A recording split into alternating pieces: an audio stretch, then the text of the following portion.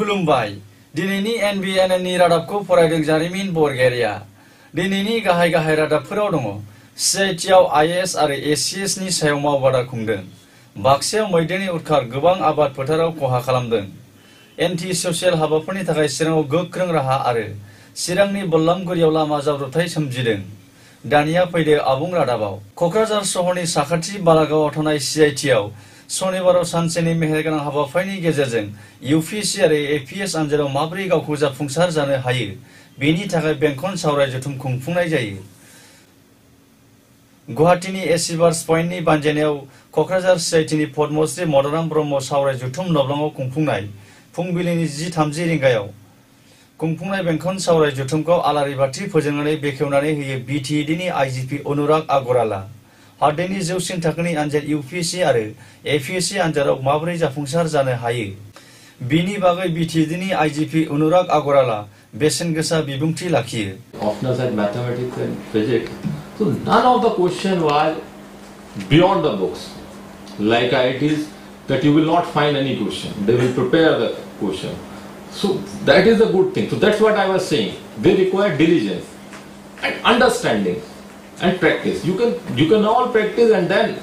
you can do very well in the examination. Better understanding, I think there is no problem at all. So please concentrate on that. Secondly, Wajiram and Rao in Delhi,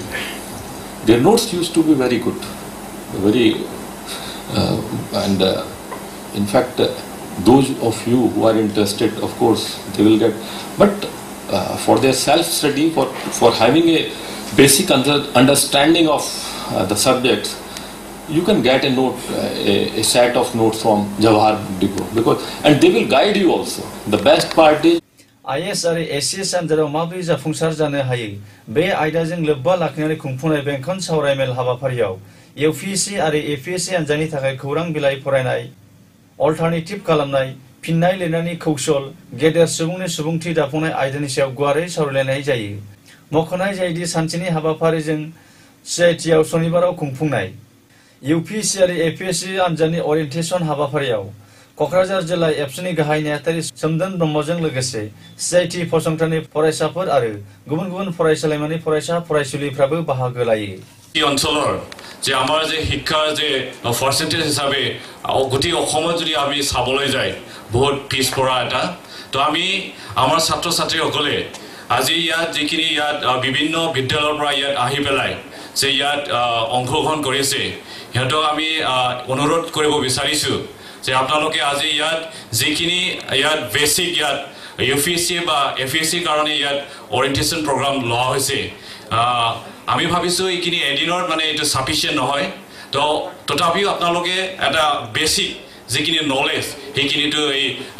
আজিৰ প্ৰগ্ৰামৰ জৰিয়তে আপোনালোকে পাই যাব माइनाव फुजानि खुसिनि समावनो थांनाय मोनायाव बाक्सा जिल्लानि आमिनगाव मोनसे दुखुनांथाव जाथाय जानानै थाङो मख'नाय जायोदि मानास हाग्रानिफ्राय आदार नागिरनानै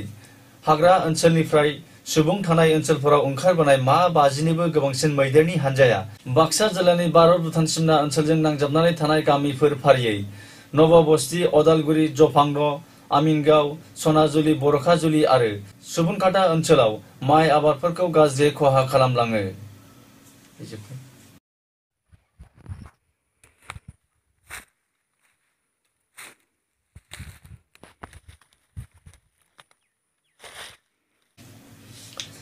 आथिखालाव चिरां जिल्लानि सिङाव थानाय दाब दाब जायगाफोराव फुजा मेलानि मुङाव जौ जुवा सोरखि खेला गेलेनाय एबा होनायनि हेंथायै शनिबाराव चिरां जिल्ला दुलाराय बर' फरायसा आफादा गोख्रोङै होबथानायनि थांखि लायो शनिबाराव चिरां जिल्लानि सदर सहर काजलगाव प्रेस क्लाबाव खुंफुंनाय मोनसे खौरांगिरि मेलाव चिरां जिल्ला एबसुनि आफादगिरि कनेन्द्र बसुमतारिया बुङोदि चिरां जिल्ला एबसुआ मोन 6 आफाद गौथुमफोरखौ लानानै चिरां जिल्लानि दाब दाब जायगाफोराव समाज बेरेखा फुजा मेलानि मुङाव जौ जुवा सोरखि खेला बायदि होबोनायखौ नुनो मोन्दों बिनि हेंथायै चिरां जिल्ला एबसुआ जिल्ला बेंगिरि आरो एसपिनो गोबां खेब बन्द खालामनांगौनि दाबिजों गोसोखांलाय गथायबोदोंमोन नाथाय जिल्ला खुंथाया बन्द खालामनो हायाखै होननानै गोख्रों अजद दैखांदों आरो फैगौ 30 अक्ट'बराव एन्टि ससियेल हाबाफोरनि हेंथायै चिरां जिल्ला दुलाराय बर' फरायसा आफादा मोनसे सोमावसारनाय हाबाफारिबो खुंगोन होननानैबो बसुमतारिया बुंबावो AKSU and Krishak Murthy Hongkong Committee যৌথভাৱে আমি আজি এই সংবাদ মেলটো আয়োজন মানে কৰিবলৈ বাধ্য হৈছোঁ কাৰণ চাওক আপোনালোকে জানে চিৰাঙৰ বিগত মানে সময়ৰ পৰা সামাজিক মানে কাৰ্যকলাপ বা মেলাৰ নামত যোৱা জাতীয় খেলবিলাক মানে চলি আহিছে আৰু সেইবিলাক বন্ধ হ'ব লাগে সেইটো আমি বিচাৰিছোঁ সেইকাৰণে আমি যৌথভাৱে এটা অভিযান আমি ৰাখিছোঁ আৰু এই অভিযান মানে মৰ্মে আমি উপায়ুক্ত মহোদয় বা SP মহোদয়ক আমি আবেদন পত্ৰ মানে দিছিলোঁ যে আমাৰ চিৰাঙত বিভিন্ন জায়গাত বিভিন্ন মেলা হয় আৰু মেলাৰ নামত বিভিন্ন অসামাজিক মানে যোৱা জাতীয় খেলবোৰ মানে জায়গা পাই আহিছে প্ৰশাসনৰ সাইডৰ পৰা যাতে এই অকাৰ্যকলাপ মানে বা যোৱা জাতীয় খেলবোৰ যাতে বন্ধ কৰে যাৰ কাৰণে আমি দাবী জনাইছিলোঁ কিন্তু আজি দেখা গ'ল আমাৰ ডিষ্ট্ৰিক্ট প্ৰশাসনে গুৰুত্ব সহকাৰে লোৱা নাই এইটো আমি দেখিছোঁ এইকাৰণে আজি আমি 3টামান প্ৰগ্ৰাম আমি হাতত ল'বলৈ বাধ্য হৈছোঁ আজি সংবাদ মাধ্যমৰ দ্বাৰা আমি মানে ঘোষণা কৰিব বিচাৰিছোঁ আগন্তুক 30 তাৰিখত এইটো মাহৰ আমি 2 ঘণ্টীয়া ধৰ্ণা কাৰ্যসূচী চিৰাং জিলা উপায়ুক্ত মহোদয়ৰ কাৰ্যালয়ৰ সন্মুখত আমি এটা প্ৰগ্ৰাম ৰাখিছোঁ আৰু নেক্সট আমি ৰেলী প্ৰগ্ৰাম আমি ৰাখিছোঁ আৰু থাৰ্ডত আমি ৰাখিছোঁ যে আমাৰ কাজলগাঁও সাব ডিভিজন মানে 12 ঘণ্টীয়া বন্ধ আমি ৰাখিছোঁ সেইকাৰণে আমি বাৰম্বাৰ আমি অনুৰোধ জনাইছোঁ বা দাবী কৰিছোঁ যে চিৰাঙত যি হৈ আছে এইটো অতি শীঘ্ৰে আমাৰ প্ৰশাসনে বন্ধ কৰিব লাগে चिरां जिल्लानि बिजनी मुखुमानि सिङाव थानाय बल्लामगुरियाव गिख्रंथाय लामा जाब्रबथाय सोमजिदों जाथायनि सोमोन्दै मिथिनो मोननाय बायदिब्ला गंसे ट्राक गारिया इथा लाबोनानै दंफां दालांनि साजों बारलांनो नाजानायावनो बिब्दि जाब्रबथाय जाथाया सोमजियो रादाबखौ फोजोबनायनि सिगां गाहाय रादाबखौ फिन खेबसे फरायफिनबावदों CITआव IAS आरो ACS नि सायाव मावबादा खुंदों बाक्सायाव मैदेरनि उदखार गोबां आबाद फोथाराव खहा खालामदों एन्टि ससियेल हाबाफोरनि थाखाय चिराङाव गोख्रों राहा आरो